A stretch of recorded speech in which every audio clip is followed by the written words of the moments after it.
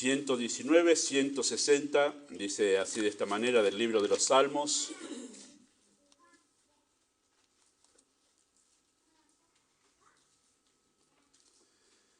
Dice, la suma de tu palabra es verdad y eterno es todo juicio de tu justicia.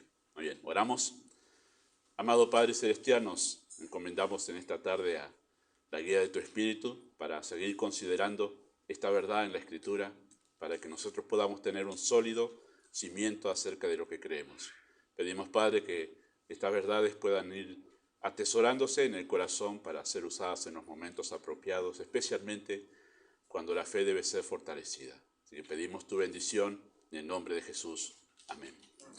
Muy bien, seguimos viendo bibliología. Esa es la doctrina que debemos comenzar nosotros a estudiar cuando entramos en doctrina sistemática, ¿sí? Y eso es el estudio de la Biblia. O sea, ¿qué dice la Biblia sobre sí misma? Sobre su naturaleza, sobre su esencia, ¿no? Y ustedes ya pueden ir acumulando en su mente cuáles son las partes esenciales de esta doctrina. Revelación, la Biblia es la revelación de Dios, Dios dándose a conocer. Inspiración, la Biblia es la palabra de Dios porque Él la respiró, Él la habló, viene directamente de Él. Y vamos a ver inerrancia, revelación, inspiración, inerrancia, luego sigue iluminación y después interpretación. Esas son las bases de lo que nosotros debemos conocer acerca de la bibliología para tener una base sólida de qué creemos acerca de la Biblia, ¿sí? ¿Qué es lo que nosotros creemos acerca de la Biblia? Así que vamos a ver en esta tarde, con la ayuda del Señor, esta parte de la bibliología que es inerrancia, ¿sí? Y ahí les he puesto algunos textos de los tantos, en verdad, que podría haber puesto en esta temática, pero hay abundancia de versículos donde nosotros empezamos a notar que la Biblia se refiere a sí misma, ¿sí? Dios habla de su palabra diciendo que es inerrante, o sea que no tiene errores, eso es inerrante, ¿sí? La suma de tu palabra es verdad, o sea, no es mentira, no hay nada en la Escritura que sea mentira, eso es la suma de tu palabra, es verdad. Salmo 19:7, que ustedes ya conocen muy bien porque es un texto conocido, la ley de Jehová es perfecta, no hay errores allí, ¿sí? Y Proverbios 35, ahí está diciendo Agur está diciendo que toda palabra de Dios es limpia, no hay mancha ahí, no hay nada que sea impuro en la palabra de Dios, sino que es limpia de errores, limpia de motivaciones impuras, ¿no? O sea, hay una variedad de expresiones que se utilizan en la Escritura para que nosotros entendamos que la Escritura no tiene errores, ¿sí? ¿Cómo se define esta parte de la doctrina de bibliología? ¿Cómo se define la inerrancia bíblica hablando teológicamente? Bueno, de esta manera, ¿sí? Esta es la manera que se define esa doctrina. En sus documentos originales, ¿sí? Las escrituras son inefables e inerrantes, ¿sí? O sea, sin equivocaciones y sin errores. ¿En qué? Bueno, en todo lo que afirman, en todo tema que la Biblia trate, no hay equivocaciones y no hay errores. Esto significa que, por ejemplo, cuando relata un hecho histórico, no hay errores ahí. El relato histórico de aquellos que escribieron, por ejemplo, los reyes, la historia de la conquista de Canaán, los relatos históricos que están allí son sin equivocaciones, no hay errores, ¿sí? Algunos han querido encontrar errores, por ejemplo, en el relato de Daniel, capítulo 5, cuando aparece Belsasar, porque en los libros históricos no está Belsasar como rey. Bueno, lo hemos dicho cuando enseñamos Daniel. El asunto es que estaba Belsasar ahí porque en realidad estaba reemplazando a su papá, que en realidad era el rey, que en ese momento había salido de viaje. Así que no hay ningún error ahí. Estaba siendo rey suplente, obviamente, de su papá. Y que, bueno, terminó perdiendo el reino, ¿no? Pero bueno, algunos buscan esos detalles históricos, como decir, bueno, acá se equivocó. Esto en la historia no. Bueno, los relatos históricos son sin equivocaciones y sin errores. Los datos científicos que nosotros podemos encontrar en la Escritura, los datos científicos que se notan en la Escritura, son sin errores, son ciertos. Nosotros, mejor dicho, hoy en día hay gente que habla acerca de la tierra plana todavía. Hay gente que cree y se ha hecho como popular en las redes, ¿no? La gente que cree que la tierra es plana, que no es esférica, ¿no? Tremendo. Pero la Biblia ya hablaba acerca del círculo de la tierra en el libro de Job, ¿sí? Y incluso Job habla acerca de que él cuelga los astros sobre la nada. ¿Cómo que están suspendidos ahí? Y Job dice, él cuelga los astros sobre nada. O los científicos lo saben, si están en el espacio, nada lo sostiene, mantiene, bueno, todo eso, los datos científicos que nosotros encontramos. Claro, la Biblia no se dedica a hablar de ciencia, pero los datos científicos que la Biblia cita son ciertos. No hay errores en los datos científicos que están en la Escritura, ¿sí? Por ejemplo, hay un ataque muy común para decir, este libro es un libro de cuentos. ¿Cómo va a ser que tantos animales entraron en un arca? Bueno, tengo un libro así, es así el libro, de arqueología bíblica. Ese arqueólogo estuvo acá en su momento en Argentina, ya hablando década del 80, y nuestro conocido Pastor Jaro, que fue fundador de esta iglesia, tenía uno igual al mío, pero la diferencia de él es que estaba firmado por el autor. Cuando vino acá se lo llevó para que se lo firme. En ese libro, que tengo así de arqueología, este hombre que es científico, es arqueólogo, él muestra allí en ese libro, sacó todas las cuentas, que había espacio en el arca de Noé, con todas las medidas que encontramos en el libro de Génesis, para que entrasen todos los animales que hoy hay en el mundo. Y me refiero a todos los animales, en absoluto no, sino 2 de cada especie. Obviamente que no había necesidad de entrar los que nadaban, ni los que nadaban no entraron. Y obviamente, evidentemente, no se preservó por alguna razón que no sabemos los dinosaurios. ¿Sí? Pero dice que las medidas sacadas matemáticamente y todo eso da lugar para que los animales que hoy existen, en el tiempo de Noé había más especies todavía, pero los que hoy existen entrarían todos tranquilamente, no sé si tranquilamente, sería un bullicio tremendo, pero entran en el arca de Noé. Claro, uno atiende así nomás sin ser matemático ni científico y dice, no entran. Bueno, saquemos las cuentas, entran. Me acuerdo que mi profesora de matemática traía el cubo de 10 por 10, ¿no? El cubo de 10 centímetros por 10 centímetros por 10 centímetros y decía, acá entra 1 litro de agua. Sí, entra 1 litro de agua. Y trajo el litro de agua, en un cubo de 10 por 10 por 10 por 10, entra 1 litro de agua. Claro, uno como no lo mira y dice, a mí me parece que no. Y claro, y la gente también, como no sabe ciencia, no sabe matemática, dice, no, en ese arca no te entraba un pajarito. Bueno, entonces los errores muchas veces que se quieren encontrar en la Escritura tienen que ver con falta de desconocimiento. Pero no hay errores en la Escritura, ¿sí? Tampoco hay errores en los temas de moralidad que trata la Escritura, ¿sí? No hay errores en cuanto a las definiciones morales, lo que está bien, lo que está mal. Y tampoco hay errores doctrinales en la Escritura, ¿sí? Así que en cuanto a todos los temas que trata, todos los temas que la Biblia afirma, no hay errores, ¿sí?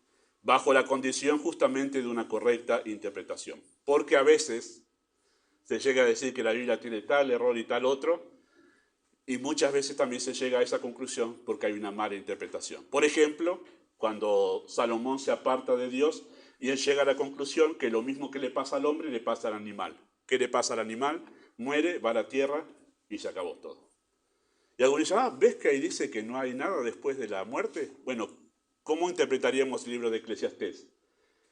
Que son todas las palabras dichas de un hombre que se apartó de Dios, que ve la vida de esa manera, como que morimos y ya está, no hay más vida después de la muerte. Entonces es cierto lo que la Biblia dice. ¿Qué es cierto? ¿Lo que dijo Salomón? No. Lo cierto es que Salomón dijo eso mientras estaba apartado de Dios. Y eso es verdad, lo dijo mientras estaba apartado de Dios. Entonces no hay equivocaciones ni errores. No está afirmando. Incluso Salomón lo aclara. Esto le pasó cuando él dedicó su corazón a otra cosa y no a Dios. Bueno, así que a veces tiene que ver con una mala interpretación. Así que nosotros afirmamos que la Biblia no tiene errores siempre bajo la condición de una correcta interpretación. Así que esa es la definición de inerrancia de la Escritura. ¿Cuál es el fundamento para decir que la Biblia no tiene errores y la Biblia es inefable? ¿Sí? ¿Cuál es el fundamento para decir eso? Bueno, la inerrancia de la Escritura se basa en el carácter de Dios. Esa es la base para decir que la Biblia no tiene errores. Tito 1:2, por ejemplo, Pablo habla así acerca del Dios que no miente, ¿no? Hablando de la esperanza, Pablo apóstol, en la esperanza de la vida eterna, la cual Dios que no miente, Dios no miente, ¿sí? Tito 1:2, números 23-19, Dios no es hombre para que mienta, Dios no miente, ¿sí? Primero de Samuel capítulo 15, versículo 29, el que es la gloria de Israel no mentirá. Entonces Dios tiene un carácter tal, una naturaleza tal, que Él no miente. ¿Van a ver algo? ¿Me adelanto? en la clase del lunes los chicos, pero Dios no puede mentir. De las cosas que Dios no puede hacer. Dios no puede mentir. ¿Por qué? Porque su naturaleza es ser fiel. Entonces se basa en eso, en la inerrancia de las Escrituras. Dios, que es la verdad, ¿no? Que no puede mentir, es el que dio origen a la Escritura. Por consiguiente, esta sería la conclusión lógica. Si Dios mintiese, o si la Biblia tiene errores, mejor dicho, significa que Dios se equivocó o Dios nos mintió. Y si Dios nos mintió o se equivocó, entonces ya no es santo y ya no es perfecto. ¿Dejaría de ser? Dios. Dejaría de ser Dios. Para que Él permanezca en su naturaleza, o sea, permanezca la esencia de Dios, permanezca, la Escritura no puede tener errores. Porque es la palabra de Dios, vino de Él, y Él no puede mentir. Y si nosotros asumimos que la Biblia tiene errores, estamos asumiendo que Dios tiene errores, que Dios se equivocó. Estaremos diciendo que Dios no es Dios. Entonces de su naturaleza viene esto, ¿sí? Así que las Escrituras deben ser exactas, deben ser precisas, sin errores, sin impurezas, sin equivocaciones. Deben ser fiables por la simple naturaleza de Dios, si no Dios dejaría de ser Dios. La inerrancia de las Escrituras también se basa en el carácter de Cristo. Juan capítulo 14, versículo 6 dice, yo soy el camino, la verdad y la vida. ¿Sí? Declaró eso Cristo acerca de sí mismo y Él es la palabra de Dios viviente. Así que Él es la verdad, no hay mentira en Él, no hay engaño en Él. Primera de Pedro, que nosotros lo hemos citado tanto en el mes de junio, acerca de que cuando Cristo padecía no hubo engaño en su boca, ni tampoco maldijo, ni hubo engaño en su boca, no pecó nunca. Así que no hay errores, no hay palabras que haya dicho Cristo que hayan sido erradas, equivocadas. Y también se basa justamente en la inerrancia de la Escritura, en el carácter del Espíritu Santo. Juan capítulo 14, verso 17 dice que es el Espíritu de verdad. El Espíritu Santo es el Espíritu de la verdad, así es uno de los títulos del Espíritu de Dios. ¿Sí? No hay equivocaciones, no hay errores y el Espíritu es el que inspiró la Escritura. Entonces, es con base en la Trinidad, en el Dios Trino, Dios Padre, Dios Hijo y Dios Espíritu, es que en verdad nosotros creemos en la inerrancia de la Escritura. Si la Biblia tiene errores, el Dios que la inspiró, que se aseguró que realmente se diga lo que Él quiso que se diga, entonces Él estaría equivocado, habría mentido, sería falible y entonces no sería Dios. ¿Sí? En eso basamos nosotros la inerrancia de la Escritura. Y aquí, teniendo esta conclusión dicha acerca de la inerrancia que tiene que ver con el carácter de Dios, vamos a hablar del dilema por un momento, el dilema de la inerrancia, ¿sí? El dilema de la inerrancia. Y digo esto, que nosotros como creyentes, si nosotros en algún momento entramos en el pensamiento de que, bueno, pero puede haber, bueno, entramos en un dilema si nosotros pensamos ahí en la inerrancia, ¿no? El cuestionamiento sobre la inerrancia de la palabra de Dios es anterior a la palabra escrita. En el huerto de Edén, Satanás puso en duda la veracidad de los dichos de Dios, ¿sí? Si su palabra tiene errores, Dios no es perfecto. Cuando Satanás entró en el huerto, dijo, ¿con qué? Dios os ha dicho. Y le dijo a Eva, no, pero no es así como dice Dios. Entonces introdujo lo que es inerrancia en las palabras, errores en los dichos de Dios. ¿Para qué? Para sembrar dudas acerca de Dios. Hay una estrecha relación entre la palabra y Dios. No hay manera que nosotros separemos una cosa de la otra, ¿sí? Así que Dios es perfecto, pero los hombres que la escribieron eran imperfectos. Y este es uno de los argumentos que se utiliza para entrar en un dilema con la inerrancia, ¿sí? Por tanto, puede tener errores, porque sí, decimos Dios es perfecto, pero los que la escribieron son imperfectos. Entonces dame una chance de argumentar a esta persona. Los que la escribieron son personas falibles. Puede tener algún error allí, ¿sí? Así que si Dios, entramos en otro dilema, porque si Dios no pudo preservar de errores humanos su palabra, entonces no solo que Él se equivocaría, sino que no es todopoderoso, porque no tiene poder para lograr que su palabra permanezca fielmente como Él la emitió. Estamos entrando en errores serios al dudar de la inerrancia de las Escrituras, no solo dudamos del carácter de Dios, sino dudamos de sus atributos. Diríamos que no es todopoderoso si no puede preservar fiel su palabra. Creer que la Biblia tiene errores nos pone en un peligro interpretativo enorme. ¿Por qué? Vamos a pensar por un momento así, rápidamente. Vamos a hacer un pequeñito juego intelectual, ¿no? Vamos a pensar, vamos a imaginar que sí hay errores. Imaginemos por un momento, no los tiene, pero vamos a imaginar por un momento que tiene errores. Bien, hay que responder esta pregunta. ¿Cuáles serían? Imaginemos que tiene. ¿Cuáles serían esos errores? Vamos a hacer otra pregunta mejor. Espero esté haciendo el juego en su mente, ¿sí? Vamos a hacer otra pregunta mejor, ¿sí? ¿Cuál sería la base para determinar cuáles son los errores y cuáles son las cosas acertadas? Bueno, y usted diría, bueno, para mí, y empezaríamos todos con el para mí. Esto está errado, esto es cierto, esto está errado, y terminaríamos con que algunas cosas para vos son ciertas y otras, las que para vos son ciertas, para mí son erradas. Y para aquel son más o menos, y entonces entraríamos en una subjetividad donde terminaríamos por decir, mejor muchachos, cerremos esto y terminaríamos nosotros por darnos cuenta que esto no nos sirve si tuviese errores. Además, porque en realidad no hay manera de que nosotros podamos determinar qué es el error, si tiene errores, porque entraríamos nosotros a juzgarlo, a buscarlo nosotros y determinarlo nosotros bajo nuestro propio juicio, ¿sí? Sería un problema muy serio. Ya me he encontrado en realidad con creyentes que han dicho, bueno, pero puede tener, ¿y cuáles son? ¿Y cómo lo determinas? ¿Cuál es la base para determinar cuáles son los? No hay una regla para determinar cuáles son los errores, ¿sí? En cierta manera sí, pero no vamos a entrar a ese terreno todavía. Además, si existiese una verdad que determinase la inerrancia de la Biblia, dicha verdad estaría por sobre la Biblia y deberíamos acudir a ella para comprobar la verdad. Imaginemos esto. Bueno, usted me dice, bueno, no soy pastor, hay algo.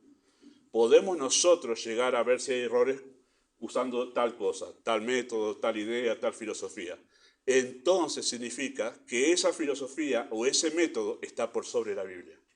Porque eso sería la regla y no la Biblia. Y la Biblia estaría sometida a ese método, y entonces la Biblia ya no sería la verdad, sino ese método, filosofía o pensamiento sería la verdad. ¿Me enredé? ¿Más o menos? No puede haber nada, si nosotros creemos lo que creemos de la Biblia, no puede haber nada que sirva para comprobar, para medir si es verdad o no, porque es la verdad. No hay más nada arriba de la verdad, es la verdad. No hay más nada para poder comprobar eso, ¿sí? Estaríamos en un problema serio interpretativo si nosotros en verdad pensamos que la Biblia tiene errores, ¿sí? Creer que la Biblia tiene errores nos deja a nosotros sin esperanza. ¿Cómo podríamos saber qué promesas son ciertas y cuáles no? Porque si tiene errores, significa que algunas promesas entonces podría ser un error. ¿Y cómo lo definiríamos nosotros? ¿Cuál sería promesa cierta y cuál sería una promesa que es un error? Entonces nos quedaríamos sin esperanza. Es un problema muy serio pensar que la Biblia tiene errores, hermanos, ¿eh? Ahora, tampoco es que comemos vidrio, no es que aceptamos la inerrancia así simplemente porque lo dice el pastor desde el púlpito. Lo que quiero decir es que la lógica nos va llevando a un terreno que nosotros nos quedamos sin elementos para poder resolverlos. De que no es un tema fácil de decir, no, tiene errores y listo. Como a la gente generalmente dice, no, está lleno de errores. Y cuando la gente dice, hay que decirle esto a la gente. Bueno, momento, decime uno. Porque es un prejuicio decir, está llena de errores. No, decime uno solo. Porque quiero responderte, capaz que vos tenés duda y que puedo respondértelo. Y generalmente la gente no dice igual. Porque quien dice eso nunca ha leído la Biblia, mayormente. Es un prejuicio más que nada, ¿sí? Bueno, creer en la inerrancia de las Escrituras tiene una implicancia directa en mi vida de fe, ¿sí? La fe es la certeza de lo que se espera, la convicción de lo que no se ve. Bueno, dijo eso el escritor de los Hebreos cuando él estaba hablando acerca de la naturaleza de la fe. Nosotros por la fe entendemos, ¿qué cosa? Haber sido constituido el mundo por la palabra de Dios. Lo que se ve fue hecho de lo que no se veía. Ahora, ni ustedes ni yo estuvimos en el día de la creación. En verdad no estuvo ningún ser humano en el día de la creación. Pero nosotros afirmamos con toda vehemencia que Dios creó el mundo en 6 días y el séptimo descansó. No solo eso, sino que nosotros decimos, no, la evolución no existe. Eso es una teoría además. La Biblia es lo cierto, Dios creó el mundo. Ahora, no estuvimos nosotros ahí. ¿Se acuerdan cuál es el argumento de Dios para humillar a Job, que estaba tan envanecido de su propia piedad? ¿Y qué le dijo? ¿Estuviste tú cuando yo creé las estrellas? Y dice, no estuve. Y entonces, ¿qué te envaneces? Bueno, no estuvimos ahí. Entonces, ¿por qué nosotros podemos asegurar tan firmemente que Dios creó el mundo en 6 días? Porque Él lo dice. No estuve, pero Él lo dice. Y Él no miente. Y no se equivoca. Entonces yo le creo. No estuvimos, pero lo creemos. Ahora, ante este argumento mucha gente llega y dice, pero mira, vos crees así, con ojos vendados. Bueno, ¿estuviste vos cuando Colón bajó del barco y pisó América? Tampoco. ¿Y vos lo crees? Sí, ¿cómo no? ¿No estuviste? También entonces, con ojos vendados, vos te crees que Colón descubrió América, cuando en realidad hubo otro antes, ¿no? Pero estamos en el mismo dilema ahí. Estamos en el mismo tema. Tampoco estuvimos en verdad nosotros cuando San Martín cruzó los Andes. Y así, si entramos en ese terreno, dudaríamos de absolutamente todo. Y sería una cuestión ilógica y irracional, ¿no? Pero nosotros al saber que Dios no miente, nosotros podemos decir como firme lo que Él dijo. Por eso los profetas se presentaban diciendo, Jehová ha dicho. Y es así, y es verdad. La fe viene por oír la palabra de Dios, nace por la palabra y se alimenta de la palabra. Lo que nosotros pensemos respecto a ella afectará nuestra fe. Si nosotros dudamos en verdad que la Biblia sea perfecta, sin errores, nuestra fe se va a ver afectada, porque hay cosas que nosotros no vamos a creer. Y en verdad, saben hermanos, que muchos de nuestros temores, muchas de nuestras ansiedades, mucha de nuestra falta de convicción tiene que ver con que no creemos lo que la Biblia dice. Lo sabemos, sí, pero no creemos que sea cierto. No creemos que sea cierto. Y esto está íntimamente ligado con la doctrina de la inerrancia de las Escrituras. Es asombroso ver cuántas cosas no creemos realmente de Dios. Aunque sabemos, pero no las creemos. No creemos que sea cierto. No creemos que Dios puede obrar de esta manera. Mañana vamos a hablar acerca de Génesis 22, en ese evento tan crucial donde Abraham es probado para sacrificar a su hijo. Tenía que haber una convicción acerca de Dios tremenda en ese hombre para estar dispuesto a clavar el cuchillo sobre la garganta de su hijo, para degollarlo. Él creía que realmente Dios lo iba a resucitar. Había una convicción plena. Me adelanto al mensaje. Una convicción plena ahí. Tiene que ver con el hecho de que no dudó de la palabra de Dios. Dios no me puede mentir. Dios no me va a mentir. Y eso tiene que ver con nuestra fe, con cómo obramos nosotros. Así que la inerrancia de las Escrituras es más que una doctrina intelectual. Es algo que afecta a mi fe. ¿Qué creo yo de la Biblia? Nuestra falta de paso de fe tiene que ver con que no creemos lo que sabemos. Dudamos, en verdad. No lo decimos de boca, no le creo a Dios. Pero dudamos porque nosotros no avanzamos en fe. ¿Sí? Está muy relacionado con eso. Bueno, las objeciones acerca de la inerrancia o contra la inerrancia de las Escrituras tienen que ver a veces con objeciones prejuiciosas, ¿no? Sin fundamento, sin conocimiento, simplemente por una idea preconcebida. Como dije hace un momento, ¿no? El hecho bueno, está llena de errores y no la he leído nunca. Bueno, de ahí viene. Uno no se burla de una persona así, pero uno entiende que la persona simplemente quiere atacar porque tiene un prejuicio, no quiere escuchar la Biblia, pero nunca la ha leído. Uno simplemente tiene que hacer esa prueba y decir, bueno, decime un error, yo quiero satisfacer tu curiosidad o sacarte de las dudas.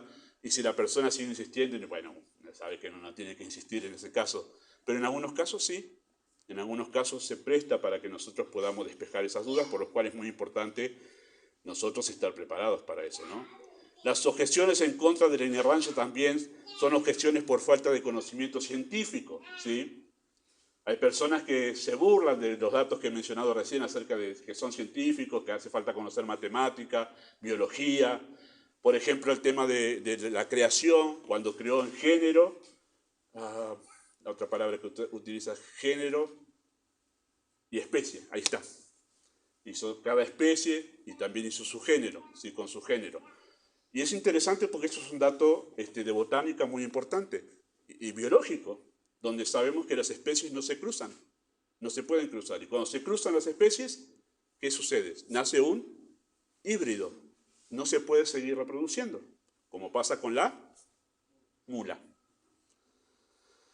Y hay especies que Dios determinó que cada especie dé frutos según su género. Hay una deformación genética ahí que impide que las especies se mezclen entre sí. Y eso es un dato científico. Claro, está todo resumido ahí, pero cualquiera que sabe ciencia dice, mira vos, eso que nosotros vemos en las plantas, en los animales, está determinado desde la creación. Usted puede ver un gato de Angora, díganme otra marca de gato. Gato montés. Y usted sabe que los dos, aunque son diferentes, son felinos. No hay manera. Usted ve Michi que tiene en casa y ve un león, usted sabe, no hay manera que usted no diga que son los dos felinos. ¿Por qué? Porque tienen características que tienen que ver con su género. Y usted puede ver un Fox Terrier y un pequinés, y usted se sabe que son diferentes. Uno es una cosita así para tener una mesita de luz, y el otro tiene que tener suelto porque es bien guardián, ¿no? El Fox Terrier. Tiene carácter.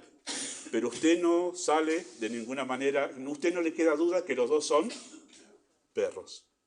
Porque tiene las particularidades propias de su género, de su especie, ¿sí?